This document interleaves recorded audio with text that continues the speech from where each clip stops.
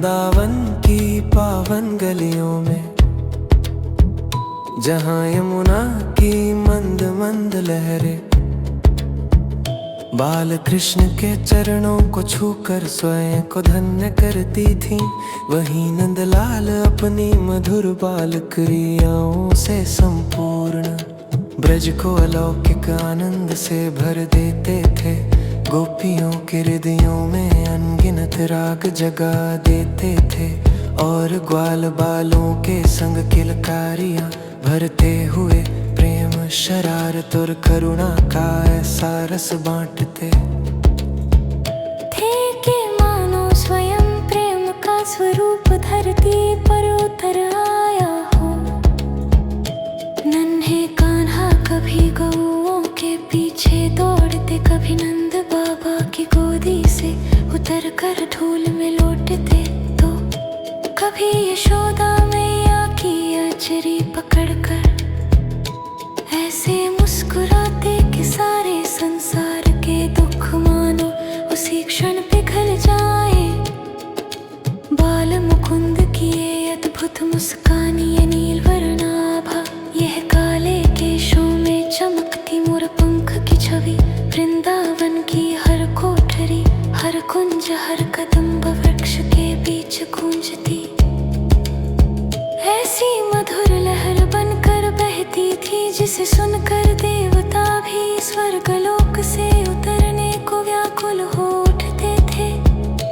ग्वाली ने जब अपने मटकी में दही भर कर ले जाती, तो कान्हा अपनी मोहक चाल से उनके आगे आगे चलते, कभी चंचल हंसी हंसते, कभी पीछे से आकर उनका माखन चुरा लेते, तो कभी अपने कन्हाईपन से ऐसा रूप दिखाते कि गोपियां झुंझलाती भी थीं और प्रेम से भरकर दुलार देती भी थीं। अरे नटखट मोहन तू कब सुधरेगा, कहने वाली गोपियों के मन में भी मुस्कान का चिराग जग जाता था। कृष्ण की किलकारी सुनकर समस्त ब्रज खिल उठता था, जैसे मानो पूरा प्रकृति लोक स्वयं एक गीत बन गया हो, जिसके स्वर ताल का केंद्र यही नन्हा श्याम था। यह कान्हा जो कभी मिट्टी खाकर दुनिया को अपना विराट रूप दिखा देता, कभी गोद में चढ़कर यशोदा मैया की आंखों में प्रेम की नदियां बहा देता, और कभी ग्वाल बालों के संग क्रीड़ा करते करते ऐसी धूल उड़ाता कि ब्रज की गगन रेखा भी सुनहरी हो उठती। वृंदावन की गलियों में, कदम्ब की छाँव में, गोप वनिताओं की टोली के बीच, रस भरी हवा में, मधुर बांसुरी की धुनों में कान्हा की बाल लीलाएं ऐसे नृत्य करती थी, मानो पूरे ब्रह्मांड की लय इन्हीं नन्हे चरणों से संचालित हो रही हो। कभी कान्हा गोप बालों के साथ छुपन छुपाई खेलते, कभी यमुना तट पर कंकड़ फेंक तरंगों को हंसाते, कभी गौओं को पुकारते पुकारते स्वयं ही आनंद में खो जाते, तो कभी प्रेम से भरे अपने नन्हे हाथों से ग्वालों के मस्तक पर धूल का तिलक लगाकर कहते, तुम सब मेरे हो। और यह एक वाक्य सुनकर ब्रजवासियों के हृदय प्रेम से भर जाते थे। कृष्ण की बाल क्रियाओं में एक ऐसी मोहिनी शक्ति थी कि ब्रज की हर माँ उन्हें अपना पुत्र समझती थी। हर पिता अपने सपनों का आधार मानता था, हर बच्चा अपना साथी और हर युवा अपना परम प्रिय मित्र। वृंदावन से बहती ये लीला धारा, ये बाल रस, ये प्रेम सुधा ऐसी सुरभि थी, जो ना केवल ब्रजवासियों को विभोर करती थी, बल्कि समस्त लोगों को भी अपनी ओर खींचती थी।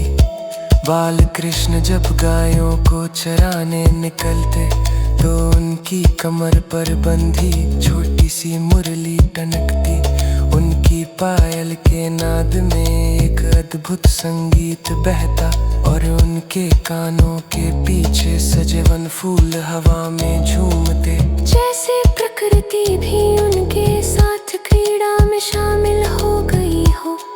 जब वे मिट्टी से भरी हथेली यशोदा को दिखाते और फिर भोली सी मुस्कान के साथ अपनी नटखटता छुपाते, तब यशोदा कर्द वात्सल्य के सागर में डूब जाता और वो कह उठती, मेरे लाल तू है ही इतना प्यारा कि तेरी हर शरारत भी मधुर लगती है।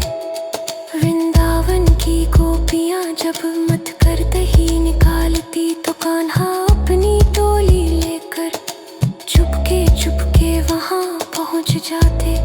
कभी ऊंची मटकी तक पहुँचने के लिए मानवी मीनार बनाते, कभी किसी के पिंडली पकड़ कर खींच लेते तो कभी माखन चुराते हुए पकड़े जाते। और फिर ऐसी मौसमी अक्सी की तकर की मारनी हो खे होत की तेन से सिर पर हायल तरकी। कभी आते रही अख शरारत रहे सर में हंसे, नहीं चंचल धरे ही माखन चोरे की कथा। अनंती को पिक बाई छात रही है बार आज ही वृंदावन के बिंतर में कंजित होते हैं। मैंने जब दुष्टों से खेल का खोद थोल की मानो उसकी इंगुलियों दिन देर कर हानल संच भवरत पीता। चतवान भी गिलारी का तकर अपनी धनुष बानीटा तृपित भक्त क्वाम पतुलूंगी भी कृष्ण थी चुरले को चोमले भीता भी गहरी थी चकवा बचन गुद भारता खाक तेरा शेरुपे मले मुत्तवा करोम के पीछे खींची चावरता था।